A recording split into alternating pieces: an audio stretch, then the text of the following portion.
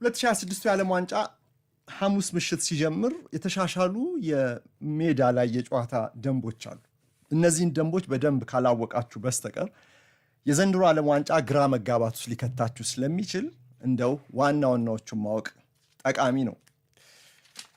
በመጀመሪያ የአርሰናል የዘንድሮ የእንግሊዝ ፕሪሚየር ሊግ ስኬት እና ስኬቱ የመጣበት ከፊል መንገድ በዓለም ዋንጫ ላይ የእግር ኳስ ጨዋታ ደንቦች በኢንተርናሽናል ፉትቦል አሶሲዬሽን ቦርድ ወይም IFAB በተባለው የፊፋን የጨዋታ ህጎችን በሚያረቀው ተቋም በኩል ልዩ ትኩረት አግኝቶ አንዳንዶች ጸረ አርሰናል ያሉት አንቲ አርሰናል የሚሉት የደንብ ማሻሻያ ተደርጎበታል። የዘንድሮ አርሰናል ለፕሪሚየር ሊግ ሻምፒዮንነት ሲበቃ ሚኬል አርቴታን በከፊል እንዳመነው በቆሙ ኳስ አጠቃቀማቸው ጊዜ እነሱ አጥቂ ሆነው ማለት ነው ኳስን ለመሻማትና ጎል ለማስቆጠር በሚደረገው ጥረት ዋይድ ቅጣት ምቶች ላይ ሊሆን ይችላል ወይ ማዕዘን ምቶች ላይ ሊሆን ይችላል ኳሱን የሚሻሙ ተጫዋቾች የራሳቸው የማጥቃት ድርሻ እንዳላቸው ሆኖ ሌሎች ተጫዋቾች ደግሞ የተጋጣሚን ተከላካዮች ብሎክ የማድረጉ ነገር አሁን እንደ ህገወጥ ይታያል። በዚህ ዓለም ዋንጫ በዚህ በኩል አርሰናሎች ብዙ ተጠቅመዋል። የተጋጣሚ ተከላካይ እንዳይከላከል እንዳያይ በመሸፈን በማስገድዶ በመሸፈን ሌሎች ተጫዋቾች እርሱ ሊከላከለው በሚገባው ስፔስ ላይ ገብተው ጎል እንዲያስቆጥሩ ሲያደርጉ ስለቆየ ይህ ደንብ በአይኤፍኤቢ በኩል እንዲሻሻልና በዓለም ዋንጫ ላይ ስራ ላይ እንዲውል ተደርጓል። ፔርሉጂ ኮሊና የፊፋ የአርቢትሮች ኮሚቴ ሰብሳቢ ይህን ጉዳይ ሲያብራሩ በኢንግላንድ እንደታየው ነው ያሉት። አርሰናል የሚለውን ስም አልጠቀሱ። በኢንግላንድ እንደታየው እንደዚህ ያለ የቆመ ኳስ አጠቃቀም ጥፋት ተብሎ ሊወሰድ ስለሚችል ሁል ጊዜ የማዕዘን ምቶች ወይ ቅጣት ምቶች በሚመቱበት ጊዜ እንደዚህ ያለው ነገር ካለ VAR ቼክ እንዲያደርግ ይደረጋል። ጎል ከተቆጠረ ምናልባት እንዲህ አይነት ነገር ተፈጽሞ ከሆነ ቫር ቼክ ያደርጋል ማለት ነው። ግን ከመምታቱ በፊት ያለው ነገር ለቅጣት ሊዳርግ ይችላል። ይሄ እንግሊዝ ከኡሩጓይ ጋር በነበራቸው ባለፈው መጋቢት የወዳጅነት ጨዋታ ላይ ቤን ዋይት ለእንግሊዝ ጎል አስቆጥሮ ነበር ከቆመ ኳስ በቴስታ እና አዳም ዋርተን እሱ የክሪስታል ፓላስ ተጫዋች ነው የኡራጓዩን አንድ ተከላካይ ብሎክ አድርጎ በመታየቱና ጎሉ በመጽደቁ ምክንያት የፊፋ አርቢትር ኮሚቴ ሰብሳቢ የቀድሞ ድንቅ አርቢትር ኮሊና ይሄንን ጠቅሰው ነው IFAB ነገሩ እንዲያሻሽል መደረጉን ያሳወቁትና በሚያጠቃው ቡድን የሚፈጸም እንዲያለው ጥፋት ምንድነው ኢሌጋል ብሎክ ብለውታል። ይሄ በVAR ቼክ እንዲደረግ ይደረጋል ማለት ነው።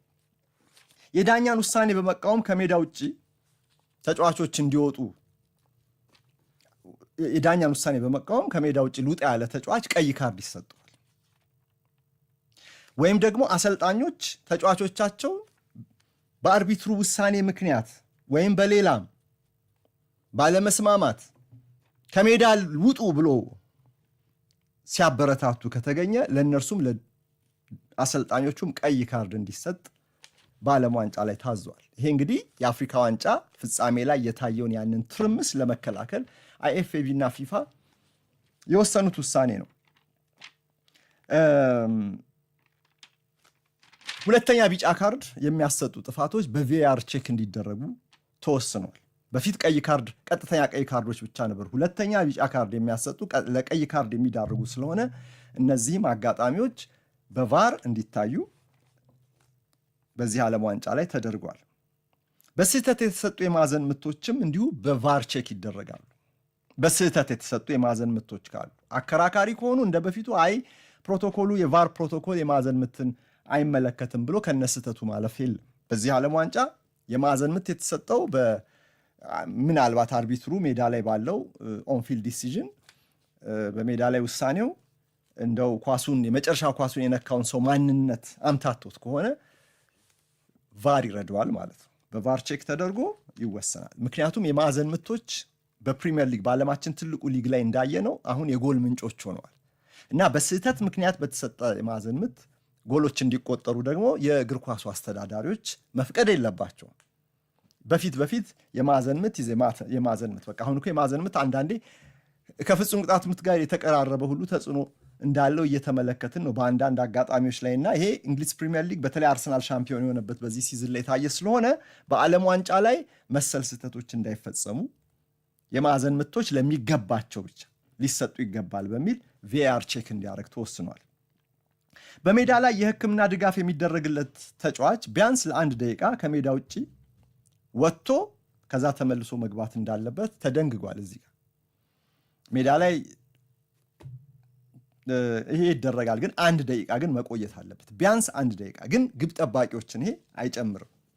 በዓለም ዋንጫ በእያንዳንዱ ሀፍ ከረፍት በፊት ከረፍት በኋላ አንድ ጊዜ ደግሞ ፊፋ ያለው ይሄ ሃይድሬሽን ብሬክ ወይም ኩሊንግ ብሬክ ውሃ የመጠጫ ጊዜ ይኖራል። ብዙ ጊዜ 23-25ኛው ደቂቃ አካባቢ ይቋረጥና ጨዋታ ውሃ እንዲጠጡ ይደረጋል አይደል? ተጫዋቾች ያንን እጅግ በጣም ሞቃት በሆነው በዚህ በምዕራቡ ንፍቀ ክበብ በሚዘጋጀው ዓለም ዋንጫ ላይ ይሄ እንዲሆን ተደርጓል። አሜሪካ በተለይ ሙቀቱ መቼም ጨርቅ ሚያስጥል ይሆናል ተብሎ ስለሚጠበቅ ተጫዋቾች ውሃ የሚጠጡበት የሃይድሬሽን ብሬክ እንዲኖራቸው ተደርጓል። ጊዜ ማባከን ይሄም ከአርሰናል ጋር ይያያዛል። ዘንድሮ የአርሰናል ሁኔታ በዚህም ዓለም አቀፉ ማህበር ከአይኤፍኤቢ ጋር ተባብሮ የደንብ ማሻሻያ እንዲያደርግ አስገድዶታል። ምን ይባላል? ታክቲካል ትሪትመንት ይሉታል። አሁን ታክቲካል ፋውል እንደምንለው ግብ ጠባቂ አሁን በቡድን ውስጥ ያለ ታክቲካዊ ሁኔታ የሆነ እርማት ቢያስፈልገው ግብ ጠባቂ ተጎዳሁ ብሎ እዛው ሜዳ ውስጥ ስለሚታከም ግብ ጠባቂ ሕክምና ይጠራል። ፊዚዮቹ ገብተው ግብ ጠባቂውን በሚያክሙበት ጊዜ የተቀሩት ተጫዋቾች ግን የት ይሄዳሉ? ወደ አሰልጣኛቸው ወደ ቤንቹ ቴክኒካል ቤንቹ ይሄዱና የታክቲክ እርማት የሚደረግበትን መመሪያ ይወስዳሉ። አሰልጣኙ ሕክምናው እስኪያልቅ ድረስ መመሪያ ይሰጣቸዋል። ይሄን ደጋግመን አይተናል። ይሄ ሰዓት ማባከን ብቻ ሳይሆን ሌላ ታክቲካል ታይም አውት ነው፣ አላግባብ አድቫንቴጅ የመውሰድ ጉዳይ ነው በሚል ፊፋ ይህንን ከልክሏል። ኦኬ፣ እንደዛ ከሆነ ግብ ጠባቂው ከተጎዳ ላይ ይታከም ነው ወይ ካላችሁ ይታከማል። ተገቢውን የሕክምና እርዳታ ከፊዚዮቹ ያገኛል። ነገር ግን የዓለም ዋንጫ ዳኛ የተቀሩት ተጫዋቾች ወደ አሰልጣኛቸው እንዳይሄዱ የማገድ መብት ተሰጥቶታል። እንዳትሄዱ ማለት ይችላል።